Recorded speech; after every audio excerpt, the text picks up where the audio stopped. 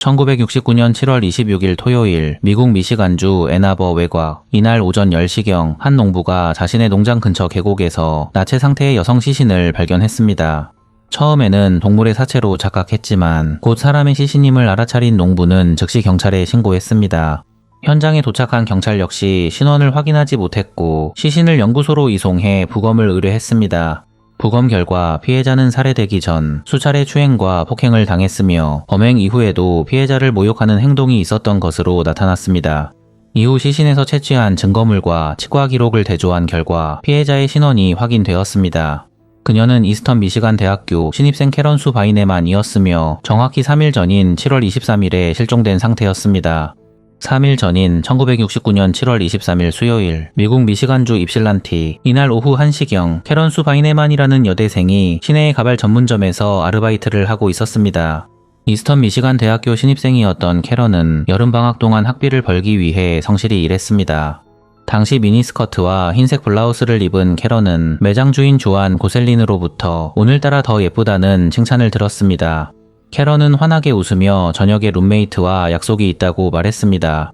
오후 2시 30분경 한 젊은 남성이 오토바이를 타고 매장 앞에 멈춰 섰습니다. 깔끔한 차림에 그는 캐런에게 손짓하며 잠시 나오라고 했습니다. 캐런은 매장 주인에게 잠시 나갔다 오겠다고 말한 뒤 가게 밖으로 나가 그 남성과 대화를 나누었습니다. 두 사람은 약 5분 정도 이야기를 나누었고 캐런은 그의 말을 들으며 미소를 띠고 고개를 끄덕였습니다. 잠시 후 캐런은 다시 매장으로 들어와 조안에게 친구에게 급한 일이 있어 잠시 다녀오겠다고 말했습니다.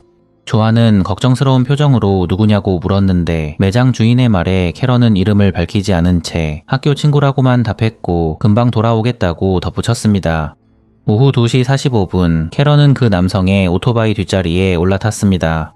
조안은 창문 너머로 두 사람이 떠나는 모습을 지켜보았는데 놀랍게도 이것이 캐런을 본 마지막 순간이었습니다. 캐런이 오토바이를 타고 떠난 뒤 그녀는 다시 매장으로 돌아오지 않았습니다. 저녁이 되자 조안은 불안한 마음에 캐런의 기숙사로 전화를 걸었습니다. 하지만 룸메이트는 오늘 저녁에 약속이 있었는데 캐런이 나타나지 않았다고 말했습니다. 밤 10시가 넘어도 캐런이 돌아오지 않자 룸메이트는 경찰에 실종 신고를 했습니다. 경찰은 처음에는 단순 가출로 판단했습니다. 그녀가 남자친구와 함께 어디론가로 떠났을 가능성이 높다고 본 것입니다. 그러나 3일 뒤 발견된 것은 심하게 훼손된 캐런의 시신이었습니다. 조사 결과 캐런 수 바이네만의 죽음은 미시간 지역을 2년 넘게 공포에 몰아넣은 연쇄살인범의 소행이었습니다. 캐런이 사망하기 전까지 이미 6명의 젊은 여성이 유사한 방식으로 목숨을 잃었습니다. 1967년 여름 첫 번째 희생자가 나타났습니다. 19세대 학생 메리 플레자, 입실렌티 외곽 농가에서 한 달 만에 시신으로 발견됐습니다. 이듬해 1968년 6월 20세 조앤 쉘, 건설 현장 인근에서 숨진 채 발견됐습니다. 1969년 들어 범행 간격은 더 짧아졌습니다. 3월 20일 미시간대 로스쿨 학생 제인 믹서가 희생된 이후 정확히 5일 뒤 16세 고등학생 마릴린 스켈튼이 살해당했습니다. 4월 16일 13세 중학생 던 배섬, 6월 9일 21세 대학원생 앨리스 칼롬. 이렇게 1967년부터 1969년까지 마지막 희생자 캐런을 포함해 총 7명의 젊은 여성이 희생됐고 그중 4명은 불과 4달 사이에 연달아 살해되었습니다. 모두 젊은 여성들이었고 대부분 차를 얻어 타는 모습이 마지막으로 목격되었으며 시신은 도시 외곽에서 발견되었습니다. 언론은 범인을 여대생 살인마라고 불렀고 지역 주민들은 언제 또 누가 희생자가 될지 몰라 딸들을 혼자 외출시키지 않았습니다. 일부 부모님들은 불안감에 딸의 대학 진학을 미루거나 이미 재학 중인 딸을 집으로 불러들였습니다. 당시 학생들 사이에서 히치하이킹은 흔한 이동 수단이었지만 이 사건을 계기로 완전히 사라졌습니다. 1960년대의 자유와 낭만은 그렇게 공포와 혼란의 자리를 내주었고 20만 명이 넘는 워시트노 카운티 주민들은 보이지 않는 살인범의 인질이 되어 버렸습니다. 1969년 7월 28일 캐런 수 바이네만의 장례식이 거행되던 날이었습니다. 미시간 주경찰 소속 데이비드 레이크 경관은 조카인 존 노먼 콜린스를 떠올리며 깊은 고민에 빠져 있었습니다.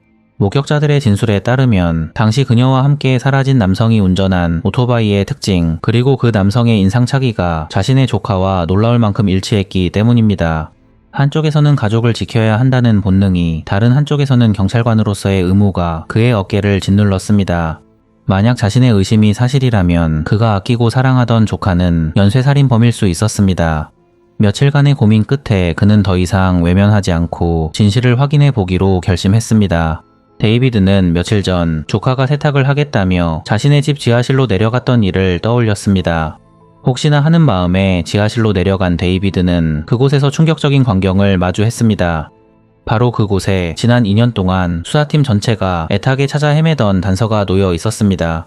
지하실 바닥에는 작은 검붉은 얼룩이 보였고 결정적으로 가족 누구의 것도 아닌 갈색 머리카락 몇 가닥이 떨어져 있었습니다. 데이비드는 이것이 범행과 관련된 증거라는 것을 직감했고 즉시 이 증거들을 수집해 수사팀에 제출했습니다. 법의학 분석 결과 머리카락은 캐런수 바이네만의 것과 일치했고 혈흔 역시 그녀의 혈액형과 같았습니다. 지하실에서 나온 결정적인 증거는 모든 의심을 확신으로 바꾸었고 1969년 7월 30일 마침내 희대의 연쇄살인마 존 노먼 콜린스가 체포되었습니다. 수백만 달러의 예산과 수많은 인력을 투입하고도 풀지 못했던 미제 사건은 아이러니하게도 치밀한 수사가 아닌 범인의 삼촌이자 경찰관인 한 남자의 결단으로 종지부를 찍게 되었습니다. 그러나 당시 존을 알던 사람들은 잘생긴 외모에 공부까지 잘했던 그가 7명의 여학생을 죽인 연쇄살인마라는 사실을 믿지 못했습니다. 하지만 경찰 조사 결과 곧 존의 숨겨진 비밀이 드러나기 시작했고 당국은 그가 왜 이렇게 끔찍한 악마가 되었는지 세상에 공개했습니다. 사건의 주인공 존 노먼 콜린스는 당시 22세의 이스턴 미시간 대학교 학생이었습니다. 겉으로 보기에 그는 흠잡을 데 없는 완벽한 청년이었습니다. 잘생긴 외모, 뛰어난 학업 성적, 사교적인 성격으로 친구가 많았고 특히 여학생들 사이에서 인기가 높았습니다. 그러나 그의 어린 시절은 지금과는 전혀 달랐습니다. 1947년 6월 17일 캐나다 온타리오주 윈저에서 태어난 존은 생후 6개월 만에 부모님이 이혼했습니다. 그의 아버지는 떠나버렸고 어머니 로레타가 홀로 존을 키웠습니다. 존이 4살 때 어머니가 재혼했지만 새아버지의 도박과 음주 그리고 폭력으로 인해 결혼은 곧 파탄이 났습니다. 존이 9살이 되던 해 어머니는 3번째 결혼을 했습니다. 그 남성의 이름은 앤드류 콜린스였고 존은 그의 성을 따라 존 노먼 콜린스가 되었습니다. 하지만 새아버지 역시 알코올 중독자였으며 존과 어머니를 자주 폭행했습니다. 이처럼 불안정하고 폭력적인 가정 환경은 존의 내면에 깊은 상처와 분노를 남겼습니다. 고등학교 시절부터 존은 이상한 행동을 보이기 시작했는데 그 표적은 주로 자신보다 힘이 약한 여성들이었습니다.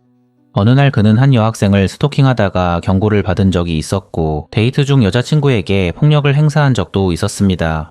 하지만 그는 영리했습니다. 폭행 흔적이 드러나기 전에 거짓 변명을 하거나 목격자를 위협했고 증거가 될 만한 물건은 미리 치워버리는 방식으로 항상 자신의 어두운 면을 감췄습니다. 1965년 존은 이스턴 미시간 대학교에 입학했습니다. 당시 그는 교육학을 전공한 뒤 교사가 되겠다는 꿈을 가지고 있었습니다. 존의 성적은 매번 우수했고 학생회 활동에도 적극적이었으며 여학생들을 도와주는 신사로 알려져 있었습니다. 그러나 1967년 여름 마침내 그의 내면에 숨겨져 있던 괴물이 모습을 드러내기 시작했습니다. 1967년 7월 9일 일요일 메리 플레자는 룸메이트와 함께 이스턴 미시간 대학교 학생회관에서 공부를 하고 있었습니다. 저녁 8시 30분경 메리는 기숙사로 돌아가겠다며 건물을 나섰습니다. 당시 캠퍼스는 안전하다고 여겨졌기 때문에 학생들은 밤늦게도 혼자 다니는 것을 크게 두려워하지 않았습니다. 메리가 캠퍼스를 걷고 있을 때 한 남학생이 다가와 차를 태워주겠다고 제안했습니다. 목격자들의 증언에 따르면 그 남학생은 매우 친절하고 신사적으로 보였으며 메리도 그를 알고 있었는지 편안하게 차에 올랐습니다. 하지만 그것이 메리 플레자의 마지막 모습이었습니다. 한 달 뒤인 1967년 8월 7일 입실렌티 외곽의 한 버려진 농가에서 메리 플레자의 시신이 발견되었습니다. 발견 당시 그녀는 일부 옷이 벗겨진 상태였고 폭력의 흔적이 있었습니다. 메리의 죽음은 도시를 충격과 공포로 몰아넣은 연쇄살인의 시작이었지만 그 시점에서는 아무도 이를 연쇄살인으로 인식하지 못했습니다. 메리 플레자 살인사건은 비극의 서막에 불과했습니다. 당시 존 노먼 콜린스는 자신의 범행을 철저히 숨기기 위해 낮에는 평범한 대학생으로 지냈고 실종 학생들을 찾는 수색 활동에 자원봉사자로 참여하기도 했습니다. 그는 피해자 가족들을 위로하고 경찰 수사도 도와주는 선량한 대학생인 척했습니다. 특히 충격적인 것은 그가 미시간 주경찰 데이비드 레이크의 조카였다는 사실이었습니다. 데이비드는 조카를 매우 아꼈고 존 역시 삼촌을 아버지처럼 따랐습니다.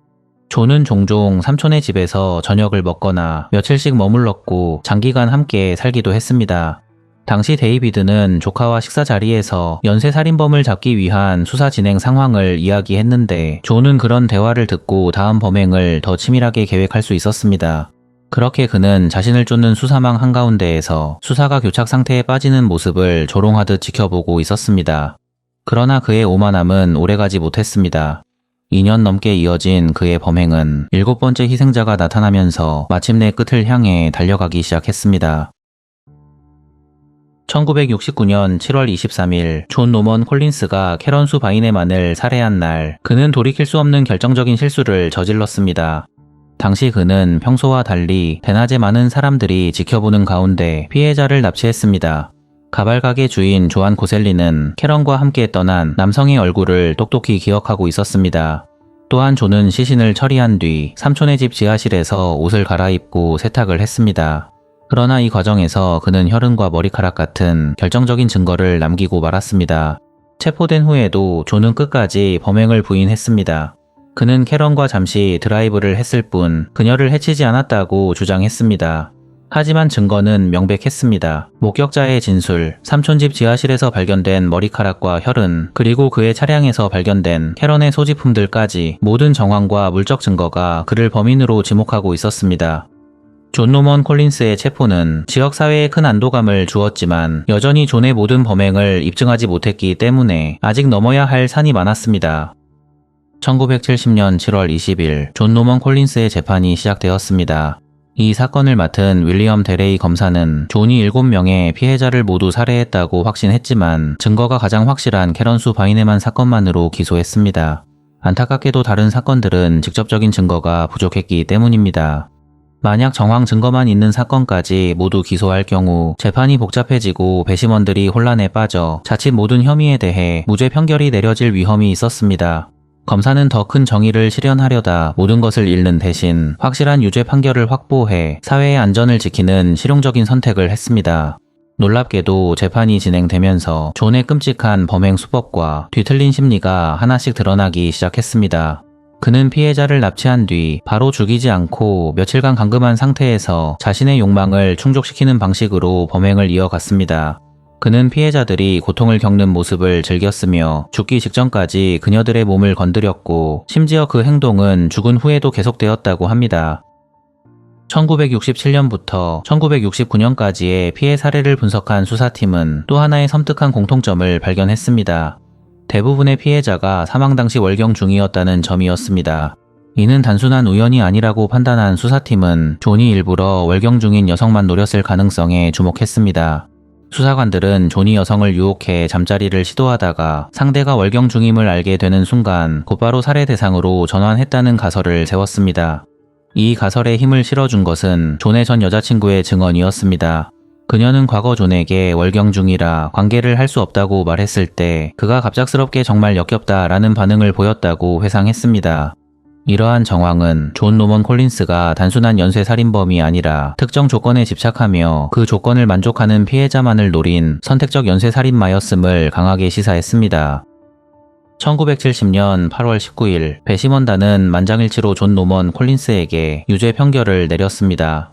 목격자들의 증언은 강력했고 법의학적 증거는 반박의 여지가 없었습니다. 그 결과 1970년 8월 29일 그는 1급 살인죄로 가석방 없는 종신형을 선고받았습니다. 선고 후 법정을 나서던 존은 기자들에게 이렇게 말했습니다. 나는 결백합니다. 언젠가 진짜 범인이 잡힐 것입니다. 그러나 그가 수감된 이후 미시간에서 젊은 여성을 대상으로 한 유사한 연쇄살인은 단 한 건도 발생하지 않았습니다. 한편 1969년 3월 20일 발생한 미시간대 로스쿨 학생 제인 믹서 살인 사건은 오랫동안 존의 세 번째 희생자로 여겨졌지만 약 33년이 지난 2002년 DNA 분석을 통해 범인은 존이 아닌 62세 전직 간호사 게리얼 레이터만으로 확인되었습니다. 그는 2005년 재판을 통해 가석방 없는 종신형을 선고받고 교도소에서 복역 중이었으나 2019년 7월 4일 향년 76세로 사망했습니다. 2025년 현재 78세가 된 존 노먼 콜린스는 여전히 살아 있습니다. 현재 그는 미시간주 잭슨 카운티에 위치한 로버트 코튼 교정시설에 수감되어 있고 지금도 자신의 무죄를 주장하고 있습니다. 50년이 넘는 세월 동안 그는 단 한 번도 자신의 범행을 인정하지 않았습니다. 의료진에 따르면 그는 여전히 반사회적 인격장애와 사이코패스 성향을 보이고 있으며 그로 인해 단 한 번도 진정한 반성을 한 적이 없다고 합니다. 평소 그는 감옥에서 그림을 그리며 시간을 보냈는데 그 그림 속 인물들은 모두 젊은 여성들이었습니다. 그런데 놀랍게도 교도관들은 그가 그리는 여성들의 얼굴이 50년 전 희생자들과 닮았다고 증언했다고 합니다. 다음 이야기 시작됩니다. 1976년 7월 15일 미국 캘리포니아주의 작은 농촌 마을 차우칠라, 인구 5,000명 남짓한 이 조용한 마을에서 누구도 상상하지 못한 악몽 같은 사건이 벌어졌습니다. 그날 무장한 괴한들이 갑자기 도로를 가로막았고 학교 버스를 멈춰 세운 뒤 운전기사와 버스에 타고 있던 26명의 학생들을 납치했습니다. 괴한들은 아이들과 운전기사를 어딘가로 끌고 간 뒤 그들을 땅속 깊은 곳에 매장했습니다. 차우칠라 같은 작은 시골 마을에서 이런 끔찍한 범죄가 벌어질 것이라고는 아무도 상상하지 못했습니다. 그러나 당시 55세였던 버스 운전기사 프랭크 에드워드 레이와 어린 학생들은 포기하지 않았습니다. 그리고 16시간 후 그들은 기적처럼 스스로 땅속에서 탈출했습니다. 운전기사 프랭크는 1939년 차우칠라에서 고등학교를 졸업한 뒤 줄곧 이곳에서 살아온 차우칠라 토박이였습니다. 원래 그는 농장에서 일하며 옥수수를 재배하고 소를 비롯한 여러 동물을 키우며 생계를 꾸렸습니다. 농장에서의 삶은 익숙하고 편안했지만 어느 순간 그는 무언가 더 특별한 일을 하고 싶다는 생각이 들었습니다. 프랭크는 고민 끝에 지역사회에 기여할 수 있는 새로운 길을 선택했습니다. 바로 스쿨버스 운전기사. 1950년대 초부터 프랭크는 매일 아침 아이들을 집에서 태워 데어리랜드 초등학교로 데려다주고 학교 수업이 끝나면 다시 집까지 안전하게 바래다주는 일을 하게 되었습니다. 그에게 버스를 운전하는 일은 단순한 직업이 아니었습니다. 그는 아이들의 안전을 책임지는 보호자였고 차우칠라 마을을 오가며 수많은 아이들을 지켜봐온 든든한 어른이었습니다. 특히 그가 운전하는 버스에는 오래전 함께 학교를 다녔던 동창생들의 손주들도 타고 있었습니다. 그러나 그 평범했던 하루가 한순간에 악몽으로 바뀌었는데 바로 1976년 7월 15일 프랭크와 아이들의 인생을 송두리째 바꿔버린 끔찍한 사건이 벌어졌습니다. 이날은 데어리랜드 초등학교 여름학교의 마지막 날이었고 무더운 여름 날씨 속에서도 아이들은 밝은 얼굴로 하루를 마무리할 준비를 하고 있었습니다. 오늘 아이들은 여름학교에서 수영하고 공예를 배우며 즐거운 시간을 보냈는데 그들은 집에 가서 부모님께 오늘 있었던 이야기를 들려줄 생각에 들떠 있었습니다. 프랭크도 그날 평소처럼 노란색 스쿨버스를 몰고 학교로 갔고 차례로 아이들을 태운 프랭크의 버스에는 19명의 여자아이와 7명의 남자아이 총 26명의 학생이 타고 있었습니다. 오후 4시경 버스는 학교에서 출발해 마을을 가로지르는 익숙한 길을 따라 달리기 시작했습니다. 창밖으로 보이는 풍경도 아이들의 웃음소리도 평소와 다름없었습니다. 그러나 그날 버스가 지나던 길에는 평소와는 다른 무언가가 있었습니다. 프랭크가 차우칠라 외곽의 한적한 도로를 지나던 그때 그는 도로 한가운데 흰색 밴 한 대가 멈춰 서 있는 것을 발견했습니다. 밴은 차에 문제가 생긴 듯 도로를 막고 서 있었는데 친절한 프랭크는 혹시 도움이 필요한 건 아닐까 하는 생각에 천천히 속도를 줄였습니다. 프랭크가 밴 앞에 정차하여 브레이크를 밟은 순간 갑자기 밴의 문이 열리며 복면을 쓴 3명의 괴한이 튀어나왔습니다. 그들은 모두 손에 총을 들고 있었고 얼굴을 가리기 위해 팬티 스타킹을 뒤집어 쓴 모습이었습니다. 프랭크가 무슨 일이 벌어지는지 깨닫기도 전에 괴한들은 재빠르게 스쿨버스로 달려왔고 그리고 순식간에 버스를 장악해 버렸습니다. 프랭크도 즉시 괴한들을 따라 버스에 올라탔는데 버스 안에 있던 아이들이 굳어버린 얼굴로 그를 바라보고 있었습니다. 그는 본능적으로 아이들을 보호해야 한다는 생각뿐이었습니다. 그때 차가운 금속이 프랭크의 관자놀이에 닿았습니다. 문제 일으키지 말고 운전대에서 물러나 아니면 쏜다. 괴한 중 한 명이 프랭크의 귀에 대고 났고 차갑게 속삭였습니다.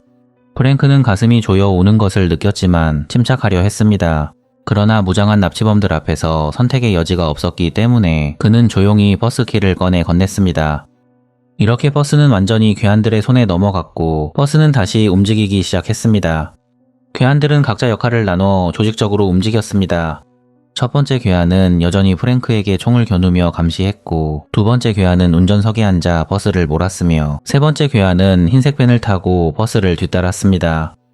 프랭크는 자신과 26명의 학생들이 지금 극도로 위험한 상황에 부닥쳤다는 것을 뼛속까지 깨달았으나, 그러나 당시에 그가 할 수 있는 것은 아무것도 없었습니다.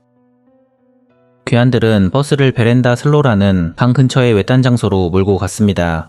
이곳은 울창한 나무와 덤불로 둘러싸여 있어 지나가는 차량이나 사람들의 눈에 띄기 어려운 완벽한 은신처였습니다. 그곳에는 이미 준비된 2대의 밴이 대기 중이었는데, 이 밴들은 납치범들이 철저하게 개조한 차량이었습니다. 소리를 차단하기 위해 방음 패널이 덧대어졌고, 창문은 검은색 페인트로 칠해져 외부에서 안이 전혀 보이지 않게 만들어졌습니다.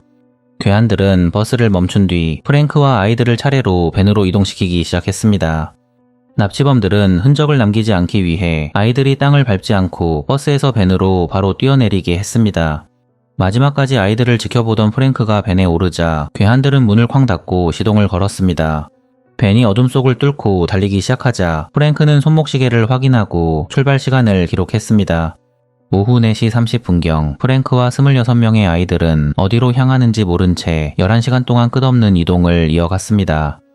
밴에 탄 아이들은 대부분 나이가 어렸기 때문에 지금 무슨 일이 벌어지고 있는지 제대로 이해할 수 없었습니다. 시간이 지나자 아이들 사이에서 작은 흐느낌이 들리기 시작했는데, 그때 갑자기 언니 오빠들이 나섰습니다. 그들은 동생들을 달래기 위해 조용히 노래를 부르기 시작했습니다. 프랭크도 아이들에게 이야기를 들려주며 분위기를 바꿔보려 했으나, 아무리 생각해 보아도 왜 자신과 26명의 아이들이 괴한들의 공격 대상이 되었는지 알 수 없었습니다.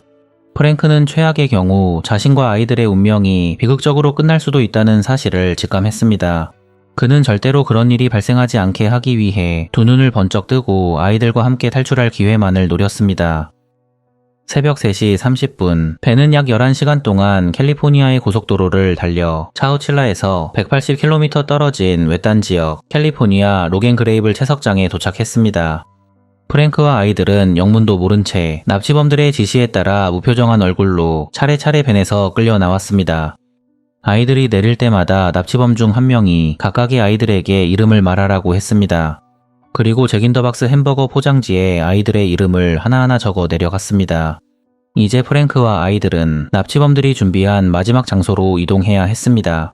납치범들은 프랭크와 아이들에게 앞에 있는 사다리를 타고 구멍 아래로 내려가라고 명령했습니다. 프랭크가 가장 먼저 사다리를 타고 내려갔는데, 놀랍게도 그가 내려간 곳은 땅속 깊숙이 묻혀있는 트럭 트레일러 내부였습니다. 트레일러는 낡은 화물 트럭을 개조한 것이었고 지하 3.6m 아래에 묻혀 있었습니다. 내부를 둘러보니 좁은 공간 한쪽에는 환기용 파이프가 설치되어 있었고, 구석에는 간이 화장실과 몇 개의 매트리스, 그리고 약간의 물과 비스킷이 놓여 있었습니다. 그러나 이곳은 27명이 갇히기에는 턱없이 좁았습니다. 지상에서 보였던 구멍은 트럭 안으로 들어오는 유일한 입구였습니다. 트럭 지붕 위에 뚫린 작고 좁은 구멍 하나, 이곳으로 납치범들은 프랭크와 아이들을 한 명씩 구멍 아래로 밀어 넣은 뒤 사다리를 제거하고 트럭 지붕의 철판을 닫아버렸습니다. 그리고 납치범들은 입구를 열지 못하게 하기 위해 무거운 철판 위로 45kg짜리 산업용 배터리 2개를 올려놓았고, 이렇게 출구는 완전히 봉쇄되었습니다. 그 순간 저 위에서 삽질하는 소리가 들려왔는데, 납치범들이 트럭 지붕 위로 흙을 덮기 시작한 것입니다. 프랭크와 아이들은 조용히 위를 올려다 보았고, 흙이 한 삽 또 한 삽 떨어지는 소리가 어둠 속에서 점점 더 선명하게 들렸습니다. 잠시 후 작업을 끝낸 납치범들은 프랭크와 아이들에게 어떤 설명도 남기지 않은 채 조용히 밴을 타고 그곳을 떠났습니다. 이렇게 프랭크와 아이들은 산채로 땅속에 묻히게 되었습니다. 어둠과 정적이 트럭 안을 가득 채운 가운데 갑자기 아이들이 흐느끼기 시작했습니다. 프랭크는 아이들을 진정시키기 위해 노력했으나 그 역시 점점 커지는 불안감을 억누르기가 힘들었습니다. 프랭크는 침착함을 유지하기 어려워지고 있다는 것을 잘 알고 있었고, 곧 그는 아이들과 함께 울고 있는 자신을 발견했습니다. 그러나 시간이 지날수록 상황은 점점 악화되었는데, 트럭 지붕이 위에 쌓인 흙의 무게를 견디지 못하고 점점 내려앉기 시작한 것이었습니다. 삐걱거리는 소리가 들릴 때마다 프랭크와 아이들은 숨을 죽이고 위를 바라보았습니다. 설상가상으로 물이 거의 바닥을 드러냈고 비스킷도 이미 거의 남아있지 않았습니다. 프랭크는 더 이상 기다릴 수 없다고 판단했습니다. 지금 탈출하지 않으면 모두가 이곳에 갇힌 채 끝나버릴 수도 있었습니다. 그때 마치 프랭크의 마음을 읽기라도 한 듯 아이들 중 가장 나이가 많은 14세 소년 마이크 마샬이 자리에서 벌떡 일어나 단호한 목소리로 말했습니다. 우리는 여기서 죽지 않을 거예요. 탈출해야 해요. 이렇게 프랭크는 마이크와 함께 탈출 계획을 세우기 시작했습니다. 그들은 즉시 큰 아이들에게 트럭 안에 흩어져 있는 매트리스를 모아달라고 했습니다. 프랭크는 매트리스를 최대한 높이 쌓은 뒤 트레일러 안에 흩어져 있던 나무 조각을 이용해 입구를 막고 있는 철판을 밀어 올리기로 했습니다. 곧 매트리스는 지붕에 닿을 만큼 높이 쌓였고 아이들은 돌아가며 매트리스 꼭대기에 올라 나무 조각을 사용해 트럭 입구를 막고 있는 철판을 밀어내려 했습니다. 프랭크와 큰아이들은 포기하지 않고 계속해서 철판을 밀어 올렸지만 안타깝게도 당시 그들은 거의 하루 동안 아무것도 먹지 못한 상태였고 극심한 피로에 시달리고 있었기 때문에 하나둘 지쳐 포기하기 시작합니다. 그러자 어린아이들은 프랭크와 큰아이들의 머리에 물을 적셔주며 그들이 기운을 차리고 의식을 잃지 않도록 도왔습니다. 동생들의 격려에 힘을 얻은 큰아이들은 다시 일어나 철판을 들어 올리기 위해 매트리스 위로 올라갔습니다. 그러나 아무리 힘을 써도 철판 위에 올려져 있는 산업용 배터리의 무게 때문에 출구는 꿈쩍도 하지 않았습니다. 엎친 데 덮친 격으로 트럭 지붕은 점점 무게를 견디지 못하고 내려앉기 시작했고 천장은 그들 쪽으로 서서히 휘어져 내려오고 있었습니다. 프랭크와 아이들은 절망에 사로잡혔고 그들은 운명을 받아들여야 하는 순간이 왔다고 생각했습니다. 그러나 바로 그때 믿기 힘든 일이 일어났습니다. 몇 시간의 노력 끝에 마침내 철판이 살짝 움직이기 시작했습니다. 그리고 곧 쿵소리를 내며 철판 위에 놓여있던 무거운 배터리가 아래로 굴러 떨어졌습니다. 입구가 열리자 프랭크는 즉시 큰 아이들을 먼저 구멍으로 올려 보내었고 밖으로 나간 아이들은 남은 아이들이 탈출할 수 있도록 손을 내밀어 도왔습니다. 프랭크는 마지막까지 남아 모든 아이들이 무사히 탈출했는지 확인했습니다. 드디어 아이들이 모두 밖으로 나가자 프랭크는 큰 아이들의 도움을 받아 마지막으로 구멍을 통해 밖으로 나왔습니다. 이렇게 프랭크와 26명의 아이들은 산채로 매장된 지 16시간 만에 극적으로 생존하여 탈출했습니다. 탈출한 프랭크와 아이들은 곧장 채석장 경비 초소로 걸어갔습니다. 그리고 그곳에서 야간 근무 중이던 경비원을 만났습니다. 경비원은 먼지투성이가 된 프랭크와 26명의 아이들을 보자마자 충격을 받은 듯 그 자리에 주저앉았습니다. 대체 무슨 일이 있었던 거죠? 경비원은 놀란 목소리로 프랭크에게 물었습니다. 그러나 프랭크는 지금 설명할 시간이 없다고 했고 침착한 목소리로 경비원에게 단 하나만 요청했습니다. 경찰에 연락해 주세요. 잠시 후 지역경찰이 현장에 도착했습니다. 경찰은 흑투성이가 된 프랭크와 아이들을 보자마자 깜짝 놀랐고 프랭크에게 무슨 일이 있었는지 듣고도 쉽게 믿을 수 없다는 표정을 지었습니다. 하지만 경찰이 트럭 트레일러가 묻혀있던 장소를 직접 확인하는 순간 그들은 프랭크가 한 말이 모두 사실이라는 걸 깨달았습니다. 곧바로 경찰은 의료진이 대기하고 있는 가장 가까운 시설인 산타리타 교도소로 그들을 이송했습니다. 교도소에 도착한 프랭크와 아이들은 즉시 의료진의 검사를 받았습니다. 교도소 의사와 응급의료 요원들은 프랭크와 아이들의 상태를 세심하게 확인하고 치료를 진행한 뒤 그들에게 음식과 물을 건넸습니다. 동시에 수사관들은 프랭크와 큰 아이들에게 사건이 어떻게 발생했는지 그리고 납치범이 어떤 사람들이었는지에 대해 질문했습니다. 이렇게 치료와 조사가 끝나자 경찰은 프랭크와 아이들을 차우칠라로 돌려보냈고 아이들은 집으로 돌아가 온종일 애타게 기다리던 부모님의 품에 안겼습니다. 즉시 경찰의 조사가 시작되었는데 납치의 주모자가 누구인지 밝혀내는 데는 오랜 시간이 걸리지 않았습니다. 당시 범행에 사용된 대형 트럭을 땅속에 묻기 위해서는 채석장에 오랫동안 반복적으로 접근할 수 있어야 했습니다. 그리고 수사관들은 최근 채석장을 자주 드나든 한 사람을 빠르게 찾아냈습니다. 그 인물은 바로 당시 24세였던 채석장 주인의 아들 프레더릭 뉴홀 우즈 4세였습니다. 프레더릭은 채석장의 열쇠를 가지고 있어 자유롭게 드나들 수 있었고 채석장의 시설 또한 마음대로 사용할 수 있었다는 사실이 밝혀졌습니다. 수사관들은 즉시 프레더릭의 저택을 압수수색했습니다. 그의 집은 무려 95평 규모의 대저택이었는데 조사 결과 프레더릭의 방 안에 사건과 관련된 결정적 증거들이 그대로 남아 있었습니다. 먼저 범행이 기록된 일지와 몸값 요구서 초안이 발견되었습니다.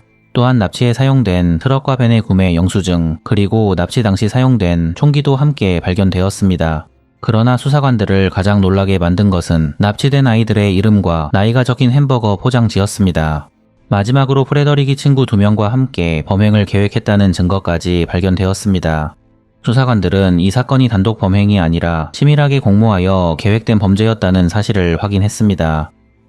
경찰은 프레더릭을 체포한 뒤 그의 두 친구 제임스 슈엔펠드와 리처드 슈엔펠드 형제도 신속하게 검거했습니다.